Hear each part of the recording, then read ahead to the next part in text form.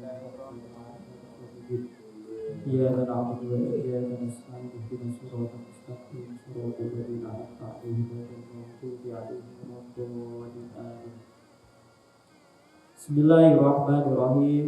Qala al-mu'allif rahimahullah wa nafa'ana bi wa bi ulumi fid dharain amin. Faslun ay hadza faslun. Hadza utawi iki faslun iku ana fasal suci. Arkanus sholati sab'ata asyara. Arkanus sholati utawi pira-pira rukune salat. Sab'ata asyara iku ana 17.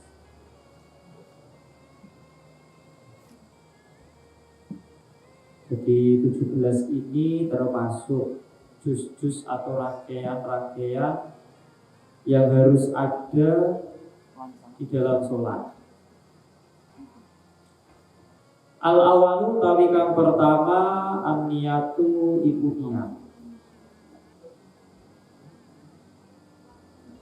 Rukun pertama sholat itu niat. Jadi niat itu di dalam hati. Di dalam hati niat akan mengerjakan sholat. Maka karena yang menjadi patokan itu qasdul fi'li bil qalbi, ya, menyengaja mengerjakan sholat di dalam hati, maka ketika ada orang melafalkan niat tapi hatinya tidak, artinya tidak lupa, artinya tidak niat, itu maka tidak cukup. Maka dijelaskan fala yakfi an duku dia ma'al-ghuflatil qalbi. Ketika ada orang niat, dia talafut, dia mengucapkan niatnya, tapi hatinya lupa. Jadi mek cangkem-cangkem tok, ngomong-ngomong tok, atine blas ora duwe keretek kalau mengerjakan sholat, itu tidak cukup. Nah sekarang kalau misal, jadi yang ada di dalam hati kok ternyata berbeda dengan apa yang diucapkan, maka tetap yang dianggap adalah yang di dalam hati. Di misalnya atine wis rentet niat sholat maghrib kok yang diucapkan kok isya, itu tetap sah. Karena yang menjadi standar itu mafil qalbi. Jadi sesuatu yang diniatkan di dalam hatinya itulah yang kemudian dianggap sebagai niat. Di al-ibro niku nggih yang ada di niatnya, yang ada di hatinya, yang diniatkan di hatinya. Atau misal nggih atine wis krentek niat fardu tetapi kok sing diucapkan kok tidak fardu, misal sunat. Itu pun tidak masalah. Tidak masalah karena yang menjadi ibro yang dianggap itu apa yang diniatkan di dalam hatinya. Nek talafut niku hukumnya sunnah nggih. Jadi talafut diniat melafalkan niat itu hukumnya sunnah. Karena orang itu melafalkan niat itu dengan tujuan membantu hatinya untuk meniatkan apa yang akan dikerjakan. Asani utawi kang kaping pindho takbiratul ikrami iku takbiratul ikram. Takbir niku berarti mengucapkan Allahu Akbar. Disebut takbiratul ihram itu karena ketika seseorang sudah mengucapkan Allahu Akbar, maka sesuatu yang semula hukumnya itu diperbolehkan, gara-gara Allahu Akbar kemudian hukumnya tidak diperbolehkan lagi. Contohnya apa? Kayak makan. Jadi sebelum Allahu Akbar boleh makan, tapi setelah Allahu Akbar sudah tidak diperbolehkan makan. Makanya disebut dengan takbiratul ihram. Takbir yang bisa menyebabkan sesuatu yang hukumnya semula halal kemudian haram. Ya kayak makan, minum, ngobrol gitu. Jadi sebelum Allahu Akbar, belum niat ngobrol boleh. Tapi setelah niat yang dibarengkan dengan takbiratul ihram, Allahu Akbar, maka setelah itu sudah tidak boleh ngomong, nggak boleh makan, nggak boleh minum. Asalisu tawi kang kaping telu. Nah ini terkait takbiratul ihram ini juga pembahasannya banyak.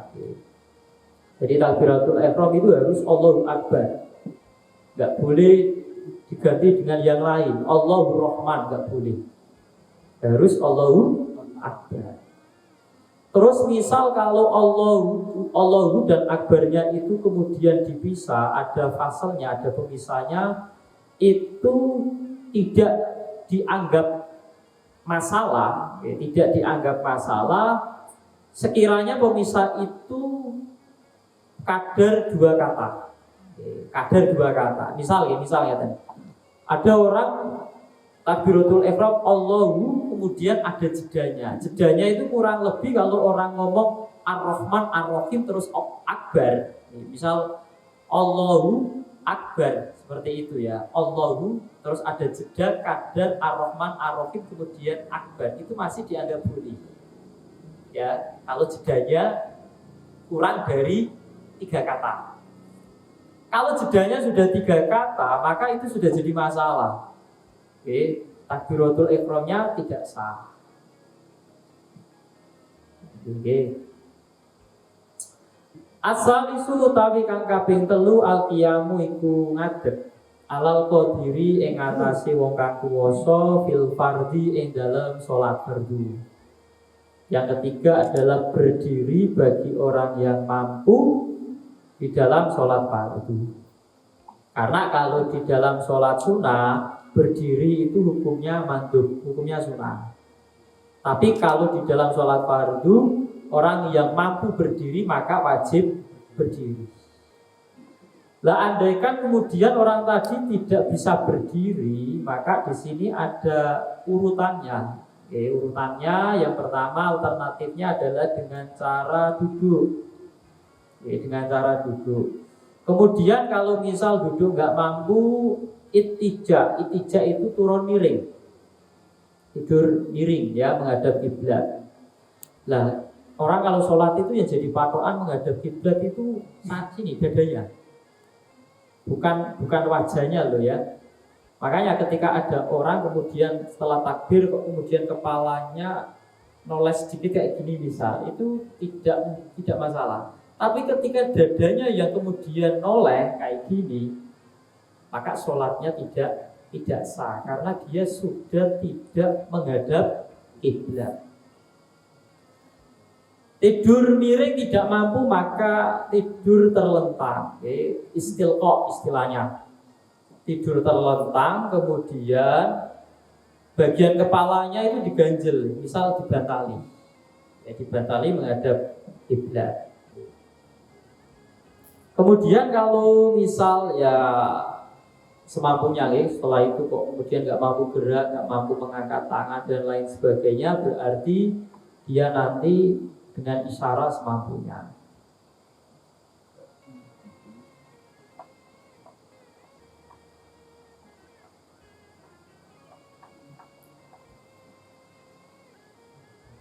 Ar-Rabi'u utawi kang kaping 4 qiraatul Fatihati iku maca Al-Fatihah.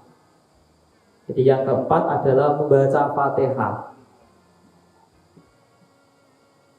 Nah, membaca Fatihah ini misal kok ada orang tidak mampu membaca Al-Fatihah, tidak mampu, tidak hafal misalnya, itu nanti ada alternatif membaca ayat lain, ayat lain yang kira-kira itu jumlah hurufnya sejumlah dengan surat Al-Fatihah.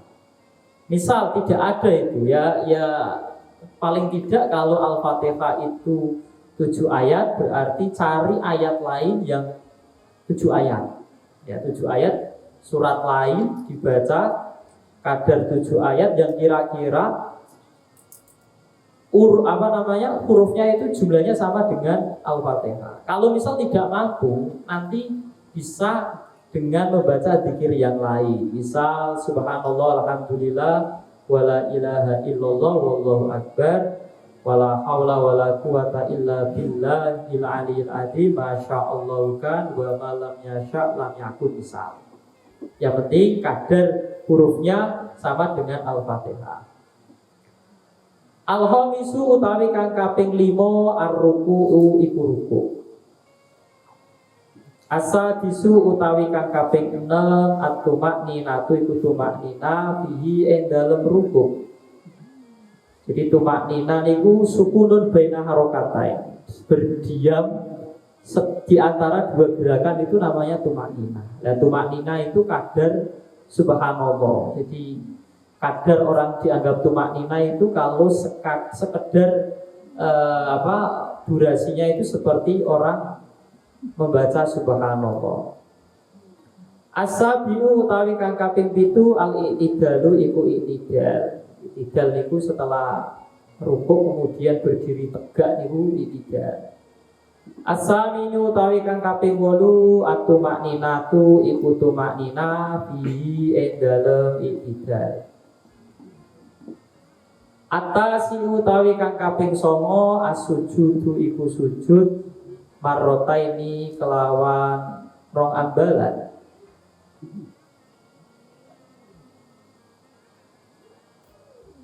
Al-ashiru utawi kang kaping 10 at-tumakninatu iku tumaknina fihi ing dalem sujud.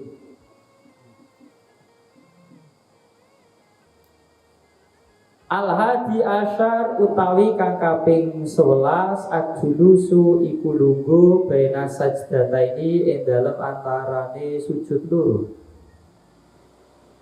Asani asyara utawi kang kaping 12 at-tumakninatu iku tumaknina fihi ing dalem julus baina sajdatain. Jadi sholat itu diantara dua-dua gerakan itu harus ada tumakninanya. Asalisu utawi asalisa asyara utawi kang kaping 13 at-tasyahhudu iku tasyahud akhir. Ar-rabi'a asyara utawi kang kaping 14 al-qu'udu iku lungguh fihi ing dalem tasyahud akhir. Al-khamisa asyara utawi kang kaping 15 as-sholatu iku maca sholawat ala nabi ing atase Kanjeng Nabi Muhammad sallallahu alaihi wasallam fihi ing dalem tasyahud akhir. As-sadisa asyara utawi kang kaping 16 assalamu iku salam. As-sabi'a asyara utawi kang kaping 17 at-tartibu iku tertib. Jadi 17 rukun yang sudah dijelaskan tadi 16-nya itu harus dilakukan secara berurutan. Faslun an-niyatu wallahu a'lam bishawab.